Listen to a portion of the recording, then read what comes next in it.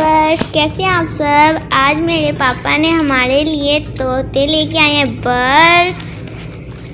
और हमारे पास बर्ड्स बहुत ज़्यादा हैं। हमारा पहले बर्ड्स का नाम है ग्रीन ओपलाइन सिपलिट ब्लू, दूसरे बर्ड का नाम है ग्रीन यूविंग और तीसरे बर्ड का नाम है वॉलिट यूविंग।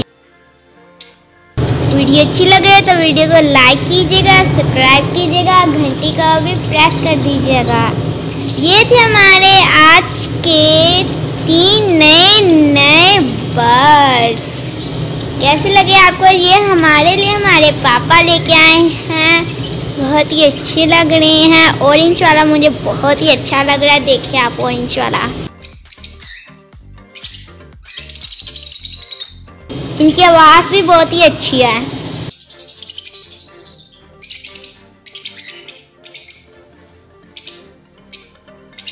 हम तीनों बहन भाई बहुत खुश हैं। हमारे पापा हमारे लिए बर्ड्स लेके आए हैं। हमारे पापा हमारे लिए ये लाहौर से बर्ड्स लेके आए हैं।